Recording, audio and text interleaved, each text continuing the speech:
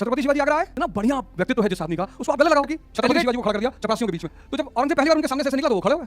कहा तुम्हारे जैसे लोग झाड़ू लगाते हैं हमारे यहाँ, और बदतमीजी मत करना हमारे साथ।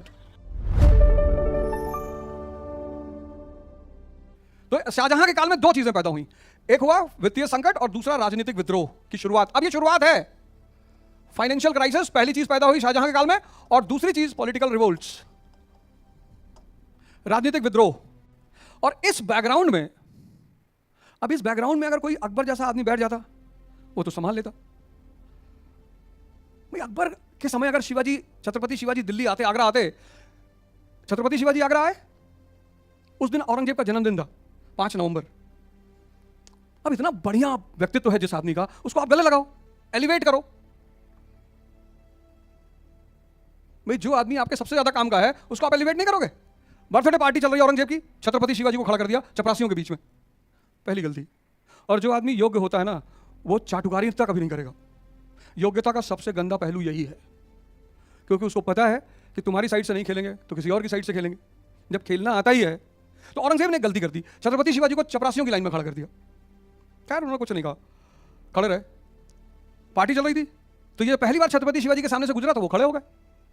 सम्मान, भाई हमारे घरों में, भाई जैसे मेरे घर में सबका पैर छूना सिखाया गया बचपन से, और मार मार के सिखाया गया कि चलो पैर छुओ।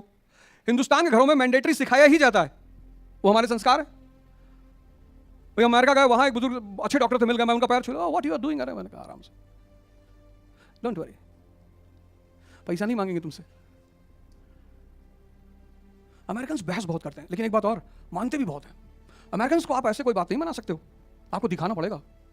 लेकिन अगर आप दिखा ले गए फिर तो जब औरंगजेब पहली बार उनके सामने से ऐसे निकला तो वो खड़े हो गए, good evening sir, happy birthday sir. वो देखा ही नहीं, निगलेक्ट कर दिया। तो सोचे शायद नहीं देखा होगा, कोई बात नहीं। फिर दोबारा आया, फिर वो खड़े हो गए कि sir happy birthday sir, good evening, फिर निगलेक्ट कर दिया। तो दोबारा तो ऐसा हो नहीं सकता कि तुम ना देख रहे हो, तुम देख रहे हो और बेइज्जती कर रहे हो।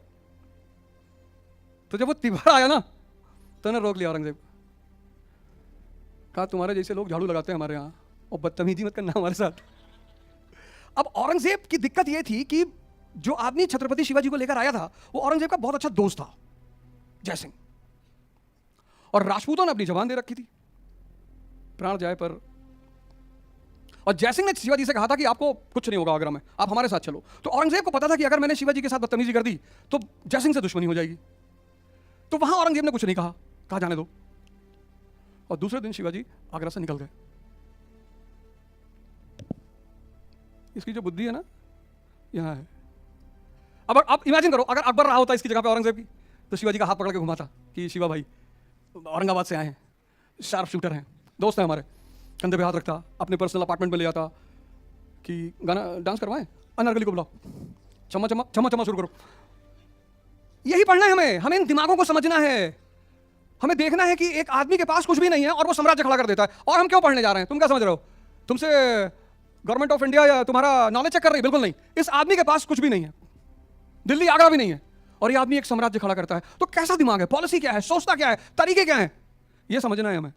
अकबर से हमें रिश्तेदारी नहीं करनी और ना हमें उससे दोस्ती करनी है। हमें दोनों आदमियों को आमने सामने रखा है कि एक आदमी के पास कुछ भी नहीं है और वो सब कुछ बना लेता है, सब कुछ। ये देखो इतने बड़े एरिया पे कब्जा, ये। और दूसरी तरफ ये आदमी है, कौन? औरंगजेब। अब देखो याद रखना, इस परिस्थिति में ये गद्दी पे बैठा, इस परिस्थिति में, कौन सी परिस्थिति? वित्तीय संकट। और इस परिस्थिति में ये गद्दी पे बैठ रहा है। ये कुछ लोग तंबाकू छोड़ने के लिए, जो लोग तंबाकू खाते हैं वो तंबाकू छोड़ने के लिए च्युइंगम खाने लगते हैं कि भाई साहब अब तंबाकू नहीं खाएंगे, अब च्युइंगम खाएंगे। कुछ दिन बाद दोनों खाते हैं, पता लगा तंबाकू भी खा रहे हैं, च्युइंगम भी खा रहे हैं। फिर सिगरेट छोड़ने के लिए तंबाकू खाना शुरू करते हैं, फिर सिगरेट, तंबाकू, च्युइंगम, फिर तीनों हो जाता है। ये दिमाग बहुत बढ़िया दिया भगवान ने। एक आदमी का हाथ पकड़ता है, उसको लाल बहादुर शास्त्री बना देता है। और सबसे बड़ा, बाहर का तो एग्जाम्पल लेना ही नहीं, यहीं इसी संस्था में कभी स्वामी जी रहेंगे तो आप उनसे कभी मौका लगा, हालांकि उनके पास टाइम नहीं होता, पर आप उनसे पूछेगा उनके आरंभिक जीवन की कहानी। जितना बड़ा साम्राज्य उन्होंने खड़ा किया है, वो यहीं बगल में दून स्कूल है, हरिद्वार, और हरिद्वार के बगल में दून। जिस वक्त स्वामी जी यहां आए होंगे उस वक्त बहुत सारे लड़के दून में भी पढ़ने आए होंगे। आज कहाँ है? जेपी मॉर्गन में है, कितना पैकेज है? 1.5 करोड़। यही उसकी लीला है। जिसका रथ पकड़ लेता है वो, मतलब जिसके रथ को वो कमांड करना शुरू कर देता है, ये उसके बाद तो ये आदमी कंफ्यूज्ड है। ये बुरा आदमी नहीं है, ये कंफ्यूज्ड है आदमी।